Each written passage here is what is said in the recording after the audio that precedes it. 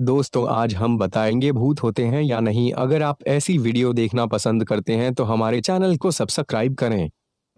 हमें भूतों पर क्यों यकीन करना चाहिए? पश्चिमी देशों में हैलोवीन का त्योहार ऐसा मौका होता है जब भूत प्रेत और अजीबोगरीब तरह की चीजों की नुमाइश होती है।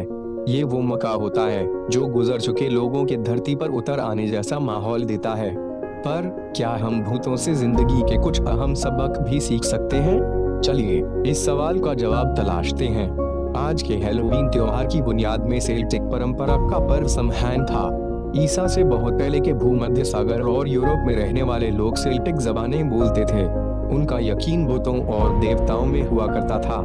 ये लोग समहैन त्योहार इसलिए मनाते थे क्योंकि उनका मानना था कि साल के इस हिस्से में इस दुनिया और उस दुनिया का फर्क मिट जाता है। इंसान और प्रेत एक साथ धरती पर आबाद रहते हैं। 7वीं ईस्वी में जब पोप ग्रेगरी लोगों को ईसाई बनाने की मुहिम में जुटे थे तो उन्होंने अपने प्रचारकों से अपील की कि वो पगन यानी बुत परस्ती की परंपरा वाले लोगों की परंपराओं का विरोध न करें बल्कि उनके त्योहारों का ईसाईकरण कर दें। तभी से समहैन त्योहार ऑल सेंट्स डे बन गया। इस त्योहार में मर चुके लोगों की आत्माओं से संवाद अच्छा माना जाने लगा। ऑल सेंट्स डे को ऑल हैलोज़ भी कहते थे। इससे पहले की रात को हैलोज़ इवनिंग यानी हैलोवीन कहा जाने लगा। चर्च की शुरुआती परंपराओं में बुत परस्तों यानी पगन परंपरा की अहम बुनियाद आत्माओं से संवाद भी शामिल हो गया। फायदे का भरोसा। भूतों पर यह यकीन प्राचीन कालीन यूरोप में चर्च के लिए बहुत फायदे का सौदा साबित हुआ। पोप ग्रेगरी लोगों से कहा करते थे कि जो लोग भूत देखें वो उनके लिए दुआएं पढ़ें, क्योंकि जो लोग मर चुके हैं उन्हें दूसरी दुनिया यानी जन्नत के सफर के लिए ऐसी दुआओं की जरूरत होती है। जैसे कि अमेरिका में लोगों ने अफ्रीकी मूल के मारे गए लोगों के प्रेत देखे या फिर अमेरिका के मूल निवासियों के भूत देखे। न्यूयॉर्क की बिंघम स्टेट यूनिवर्सिटी में पढ़ाने वाली एलिजाबेथ टकर ने ऐसे तमाम किस्सों को इकट्ठा किया है। वो कहती है कि प्रेतों की ऐसी भयावह कहानियों का ताल्लुक आमतौर पर किसी बुरी घटना से पाया गया है। इस नजरिए से देखें तो प्रेत हमें नैतिकता के दागदार पहलू की याद दिलाते हैं। वो ये बताते हैं कि किन मामलों में इंसानों ने या समाज में नैतिक पैमानों का पालन नहीं किया।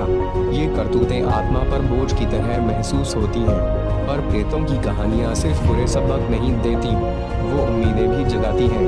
वो ये एहसास दिलाती है कि मौत के बाद आप दूसरी दुनिया में जाकर भी इस दुनिया से ताल्लुक बनाए रख सकते हैं। अगर आपने कुछ बुरा काम किया है तो आपके पास मौका होगा कि आप पछतावा कर लें, पुराने पापों का प्रायश्चित कर लें। तो अगली बार किसी हैलोवीन पार्टी में जाएं तो अपने दोस्तों के साथ हमारी जिंदगी में भूतों की अहमियत पर गौर फरमाएं। ये भी सोचें कि किस तरह वो हमें बुरे रास्ते से सही रास्ते पर लाने का काम करते हैं। मध्यकाल में भूत प्रेत और आत्माओं का ये यकीन चर्च के लिए कारोबार बन गया। चर्च के पादरी लोगों से पाप की माफी के बदले में मोटी रकम वसूलने लगे। भूतों पर भरोसा चर्च के लिए कमाई का जरिया बन गया तो आम जनता इस भूत टैक्स से बेहाल होने लगी। जर्मनी के धर्म प्रचारक मार्टिन लूथर की अगुवाई में चर्च के खिलाफ उठी आवाज बगावत में तब्दील हो गई। लूथर ने धर्म को लेकर अपने जो 95 उपदेश दिए वो आज भी जर्मनी के विटेनबर्ग स्थित ऑल सेंट्स कैथेड्रल की दीवारों पर 31 अक्टूबर 1517 को दर्ज किए गए। इस सुधारवाद से ही ईसाई धर्म दो फाड़ हो गया और प्रोटेस्टेंट व कैथोलिक फिरकों में बंट गया। वेटिकन भूत दिखाएं 20 लाख रुपए ले जाएं इस राजदूत को डराते हैं भूत। इस सुधारवादी आंदोलन की वजह से ही प्रोटेस्टेंट शाखा को मानने वाले भूत प्रेत पर यकीन को कैथोलिक फिरके का अंधविश्वास कहने लगे। बहस खत्म नहीं हुई मगर भूत होते हैं या नहीं, ये बहस खत्म नहीं हुई। इस सवाल का जवाब लोगों ने विज्ञान में तलाशने की कोशिश की।